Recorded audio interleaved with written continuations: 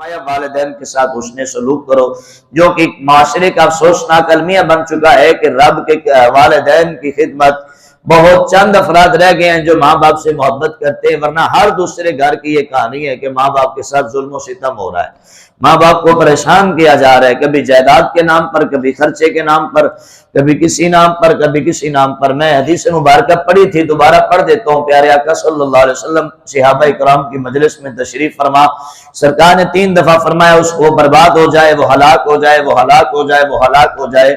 سرکار کے لفظوں میں اس کی ناک خاک آلود ہو جائے۔ یا رسول اللہ، ایسا بدبخت انسان کون ہے جس کے لیے دعا کی جا رہی ہے؟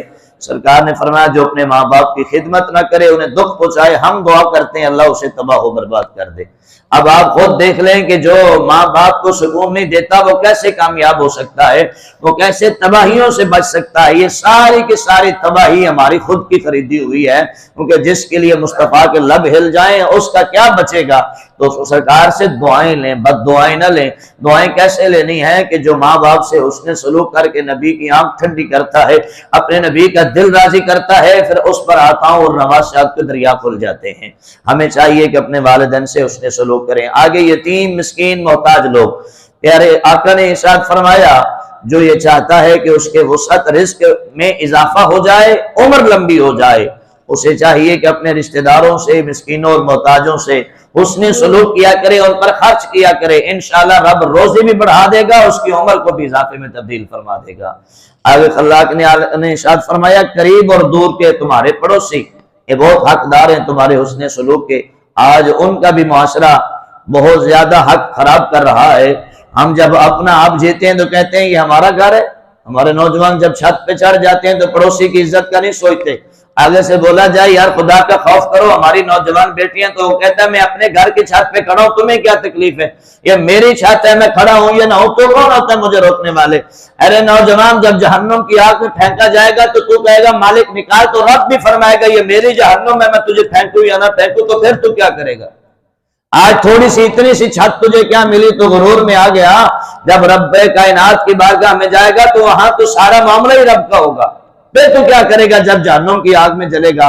میرے آقا نے فرمایا، حضرت جبرائیل پاک نے اتنے پڑوسی کے حقوق بیان فرمائے، اتنے بیان فرمائے، قریب تھا کہ اس کو وارث کا حق، وراثت کا حقدار بھی بنایا جائے، بس اتنی گنجائش رہے گی۔ باقی سرکار نے حضرت جبرائیل پاک نے رب کی بارگاہ سے لے آئے ہوئے پڑوسی کے سارے حقدار بیان فرمائے۔ آگے اللہ کے عالم نے فرمایا جو تمہارے کروٹ میں ہے اور جو تمہارے مسافر ساتھی ہیں ان سے حسن سلوک کرو۔ اور آخر کے رب نے فرمایا کہ جو مغرور انسان ہے، جو تکبر کرنے والا انسان ہے، اللہ کو ہرگز پسند نہیں ہے۔ یہاں پر اللہ نے تکبر کی بات کو کیوں لایا؟ کچھ اور بھی لا سکتا ہے۔ تکبر کو یہاں اس لیے ذکر فرمایا کہ جب بھی انسان نماز سے دور ہوا ہے تو تکبر اور غرور کی وجہ سے ہوا ہے۔ جب بھی ماں باپ کا نافرمان ہوا ہے اسی تکبر اور غرور کی وجہ سے ہوا ہے۔ جب بھی یتیموں، مسکینوں، محتاجوں کو جھڑکا ہے، خاندان سے دور ہوا ہے اسی تکبر کی وجہ سے ہوا ہے۔ جب بھی پڑوسیوں سے بد سلوکی کی ہے اسی تکبر کی وجہ سے کی ہے۔ اور جب بھی اپنی بیوی سے یا مسافر سے یا مجلس میں بیٹھے افراد سے بد اخلاقی کی ہے اسی تکبر کی وجہ سے کی ہے، کیونکہ عاجز بندہ کبھی نافرمان نہیں ہو سکتا، عاجز بندہ کبھی گناہگار زیادہ نہیں ہو سکتا۔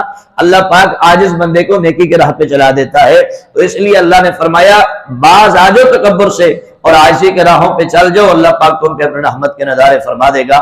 آگے فرمایا وہ لوگ جو بخل کرتے ہیں اور دوسروں کو بھی کہتے ہیں۔ اب دیکھیں ماں باپ پہ بھی ہم نے خرچ کرنا ہے، عبادت کے لیے بھی ہم نے خرچ کرنا ہے، پڑوسیوں، رشتہ داروں، یتیموں، مسکینوں، محتاجوں پہ بھی ہم نے خرچ کرنا ہے جو اللہ نے ہمارے ذمہ واجب رکھا ہے۔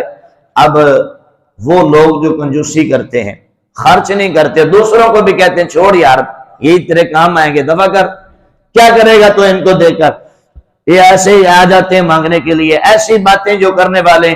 رب نے فرمایا تمہارے لیے ہم نے کھلا عذاب تیار کر رکھا ہے، جو ہم نے تمہیں دیا ہے اس میں سے خرچ کرو، جو ہم نے تمہیں اپنے فضل سے دیا اس کو چھپاتے ہو۔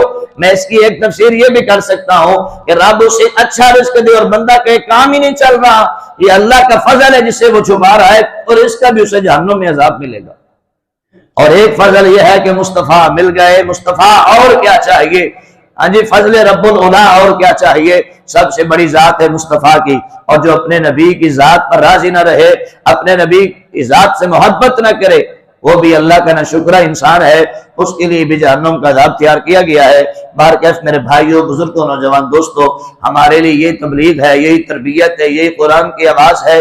نہ بخل کریں، نہ دوسروں کو اس کی تعلیم دیں، کیونکہ جو آپ کی تعلیم سے، دین اسلام سے پھر جائے گا وہ خود تو جائے گا، تمہیں بھی ساتھ لے جائے گا۔ لہٰذا لوگوں کو نماز کی تلقین کریں، لہٰذا لوگوں کو والدین کی خدمت کی تربیت کریں، لہٰذا جب بھی کسی کو کہیں تو اچھی بات کہیں ورنہ خاموش رہیں۔ کہیں ایسا نہ ہو کہ اس کے وجہ سے تمہاری وجہ سے اسے بھی عذاب ہو اور تمہیں بھی عذاب ہو۔ ہمیں دین کے راستوں پہ چلنا چاہیے۔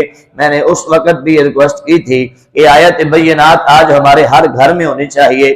یہ ساری آیت جو میں نے پڑھی ہے، اس میں جو حقوق ہیں یہ ہمارے ہر گھر کے فرد کو سننا چاہیے۔ تو آپ تک یہ میں نے پیغام پہنچا دیا، مالی دا کم پانی لانا، مشکاں بھر بھر لائے، مالک دا کم پھل پھول لانا، لاوے یا نہ لاوے ہم نے پانی دے دیا ہے اور آپ کے پاس یہ امانت چھوڑ دی ہے۔ اب آگے آپ نے اس امانت کو اپنے گھر تک لے جانا ہے، اپنی محفل مجلس تک لے جانا ہے۔ رب نے یہ چیزیں ہمارے ذمہ رکھی ہیں، تو جو بندہ اس امانت میں پوری طرح اس میں امانت داری کرے گا، اللہ پاک اسے بھی جزائے خیر عطا فرمائے گا۔ اپنے بچوں کو، اپنے بہنوں بھائیوں کو یہ جا کر سنائیں کہ رب نے ہمارے ذمہ یہ چیزیں رکھی ہیں، تو جو ماں باپ کا نافرمان ہو اسے بھی سمجھائیں، جو دوسروں سے بد اخلاقی کرے اسے بھی سمجھائیں کہ ایک مسلمان کو جو لا الہ الا اللہ محمد رسول اللہ صلی اللہ علیہ وسلم پڑھنے والا ہو، اس کو یہ ہرگز زیب نہیں دیتا کہ وہ قرآن کے خلاف جائے یا مصطفیٰ کے فرمان کے خلاف جائے، کیونکہ انہیں جانا، انہیں مانا، نہ رکھا غیر سے کام۔ للہ الحمد میں دنیا سے مسلمان گیا۔ جب بندے کی آنکھ بند ہو، جب اس کی موت آ جائے، جب سامنے رخ مصطفیٰ کی زیارت ہو جائے، اس وقت بندہ یہ کہے یا اللہ تیرا شکر ہے کہ میں دنیا سے مسلمان آیا ہوں، کہ میں نے اسی ہستی کو بس مانا ہے، کسی بغیرت کی بات نہیں مانی، کسی بخیل کی بات نہیں مانی، کسی شرابی کی بات نہیں مانی، کسی بے نمازی کی بات نہیں مانی، کسی نافرمان والدین کے نافرمان کی بات نہیں مانی، ہر کسی سے رشتہ اپنا توڑ کے بس اسی کے فرمان کو میں نے ترجیح دی ہے، قرآن کو ترجیح دی ہے۔ آج مجھے ان کی زیارت بھی نصیب ہو گئی ہے اور پہچان بھی نصیب ہو گئی ہے، اس پر بندہ قبر میں کہے گا یا اللہ تیرا شکر ہے کہ تو نے مجھے آج کامیابیاں عطا فرما دی ہیں۔ تو ایسے بنے کہ قبر میں آپ کو آپ کی کامیابی نظر آئے، نہ کہ اس وقت افسوس افسوس کہ مجھے پتہ ہی نہیں یہ ذات کون ہے۔ اللہ پاک ہم سب کو حقیقی کامیابی سے ہمکنار فرمائے اور عملی زندگی نصیب فرمائے۔